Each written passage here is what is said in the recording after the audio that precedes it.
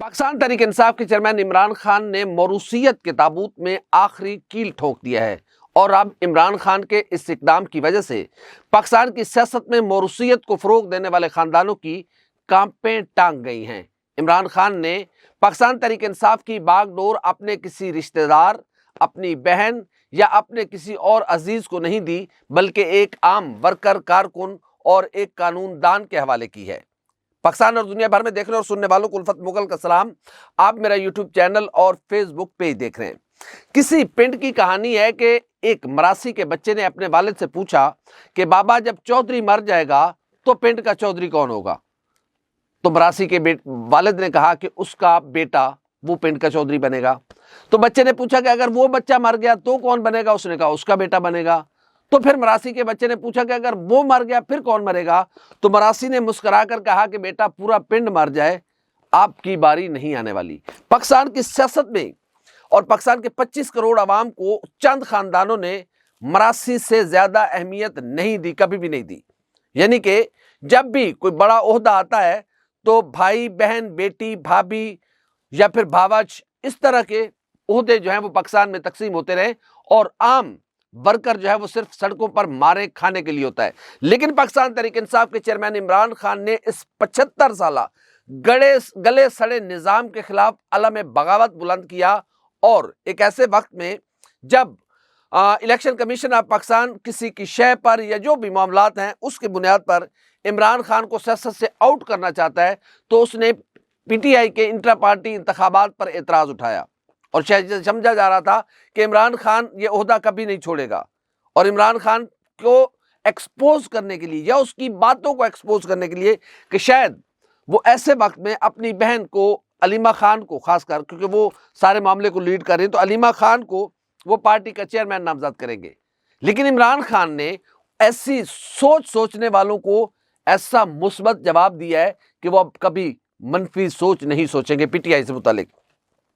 عمران خان نے جب ان پر ایسا وقت آیا کہ انہیں خود میں سے کسی ایک کا انتخاب کرنا تھا، پارٹی کا یا پھر اپنا، تو عمران خان نے اپنی ذات کی قربانی دی اور خود کو پیچھے کیا اور ایک عام ورکر، پولیٹیکل ورکر، کارکن اور ایک قانون دان بیرسٹر علی گوہر خان کو پاکستان تحریک انصاف کا چیئرمین نامزد کر کے ایسے کئی خاندانوں پر سوالیہ نشان اٹھا دیے ہیں جو موروثیت کی سیاست کے علاوہ کچھ سوچ بھی نہیں سکتے۔ انہیں اپنے خاندانوں کے علاوہ کچھ نظر نہیں آتا، وہ کچھ سوچنا چاہتے بھی نہیں ہیں۔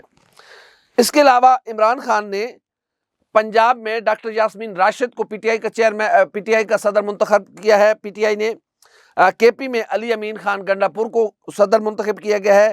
سندھ میں حلیم عادل شیخ اور بلوچستان میں منیر احمد بلوچ کو پی ٹی آئی بلوچستان کا صدر منتخب کیا گیا ہے۔ ان میں سے کوئی بھی جنرل سیکرٹری گوہر ایوب خان کو منتخب کیا گیا ہے۔ ان میں سے کوئی بھی عمران خان کا بلڈ ریلیشن رکھنے والا نہیں ہے۔ ان میں سے عمران خان کا کوئی عزیز نہیں ہے، کوئی رشتہ دار نہیں ہے۔ حالانکہ عمران خان کے رشتہ دار بھی موجود ہیں، عزیز بھی موجود ہیں۔ ان کی بہنیں خود علیمہ خان سے متعلق صحافیوں نے متعدد بار پوچھا کہ آپ کا بھائی مشکل میں ہے، ایک ایسے وقت میں جب آپ کو آپ کے بھائی کی ضرورت ہے تو آپ آگے آئیں، پارٹی کی باغ ڈور سنبھالیں۔ تو علیمہ خان نے کہا کہ نہیں، ہم اپنے بھائی کے لیے کھڑی ہیں، پی ٹی آئی سے ہمارا کوئی لینا دینا نہیں ہے۔ پی ٹی آئی کی ایک تنظیم موجود ہے، وہی سیاست کو چلائے گی۔ لیکن پاکستان میں اس نظام کو چیلنج کرنا کوئی آسان کام نہیں ہے۔ ایک ایسے وقت میں جب پاکستان میں موروثیت اپنے پورے پنجے گاڑ چکی ہے اور پورے 75 کروڑ عوام کی حیثیت ان چند خاندانوں کے سامنے مراسی سے زیادہ کچھ نہیں ہے۔ یہ لوگ اپنا حق سمجھتے ہیں، یہ لوگ اپنا حق سمجھتے ہیں کہ غریب ہماری آؤ بھگت کرے، غریب ہماری غلامی کرے۔ اس غلامی کے نظام کو چیلنج کیا ہے پاکستان تحریک انصاف کے چیئرمین عمران خان نے۔ اگر ہم بات کریں پیپلز پارٹی کی تو جناب ذوالفقار علی بھٹو شہید کے بعد محترمہ بینظیر بھٹو نے پاکستان پیپلز پارٹی کی باغ ڈور سنبھالی۔ جب محترمہ بینظیر بھٹو شہید ہو گئیں تو اس کے بعد کچھ عرصے کے لیے آصف زرداری اور پھر ان کے بعد ان کے صاحبزادے جناب بلاول بھٹو زرداری اس وقت پاکستان تحریک پیپلز پارٹی کی باغ ڈور سنبھالے ہوئے ہیں۔ ان کے بعد ظاہر ہے یا ان کی سیکنڈ کرنے کے لیے آصفہ بھٹو زرداری صاحبہ موجود ہیں، بختاور صاحبہ جو ہیں وہ ابھی عملی سیاست میں نہیں ہیں۔ اسی طرح اگر ہم مسلم لیگ نون کی بات کریں تو جناب میاں محمد نواز شریف صاحب ان کے بعد میاں محمد شہباز شریف صاحب، پھر مریم نواز شریف صاحبہ، حمزہ شہباز شریف صاحب۔ ایک وقت میں میاں نواز شریف صاحب جب وزیر اعظم پاکستان تھے تو پاکستان کی تاریخ میں پہلی بار ان کے چھوٹے بھائی جناب شہباز شریف صاحب وزیر اعلیٰ پنجاب تھے۔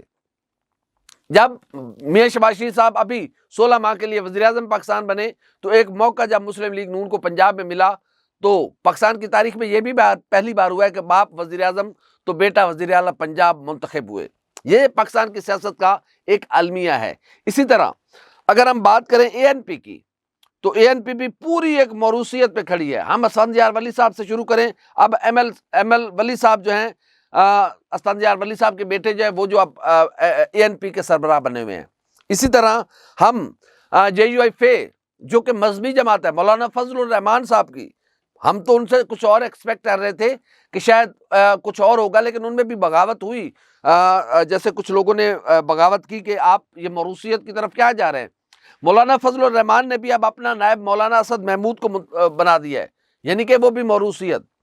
شاہد خاقان عباسی کیوں پاکستان مسلم لیگ نون سے الگ ہوئے؟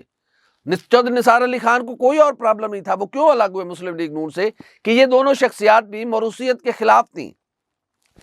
کوئی نہیں سوچ سکتا تھا کہ پاکستان میں بھی موروثیت کے خلاف اتنا بڑا چیلنج کیا جائے گا، حالانکہ بہت سارے لوگ یہ سمجھتے تھے کہ سمپتیز لینے کے لیے، یعنی کہ لوگوں کی ہمدردیاں سمیٹنے کے لیے اگر عمران خان اپنی بہن علیمہ خان کو پاکستان تحریک انصاف کا چیئرمین بناتے ہیں تو اس سے زیادہ لوگوں میں جوش و ولولہ آئے گا، اس میں زیادہ جوش و خروش آئے گا، شاید علیمہ خان بہتر انداز میں پارٹی کو لے کر آگے چل سکیں گی اور اپنے بھائی کا جو نظریہ ہے، اپنے بھائی کی جو سوچ ہے اس کو لوگوں تک پہنچا سکے گی۔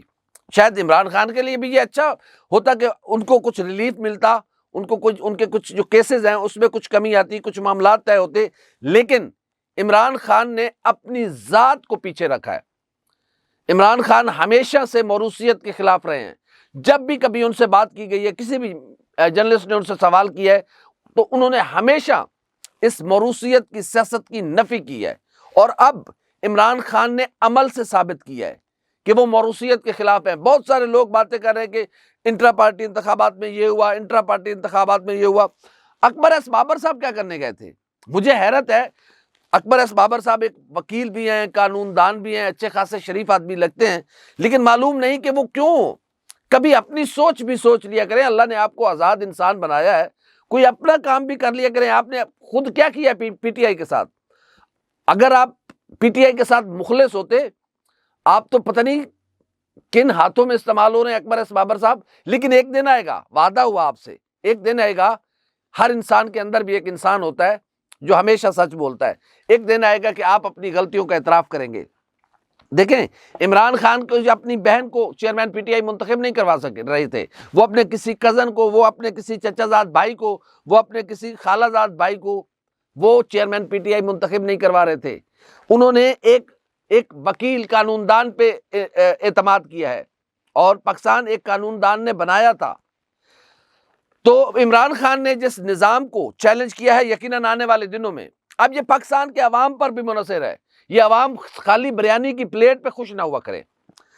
جو لوگ آپ کو سیاست کا مراثی سمجھتے ہیں، اب آپ نے فیصلہ کرنا ہے، آپ نے اس طرف جانا ہے، یا جو شخص موروثیت کے خلاف ہے، جس نے اس نظام کے تابوت میں آخری کیل ٹھونکا ہے، آپ نے اس کا ساتھ دینا ہے۔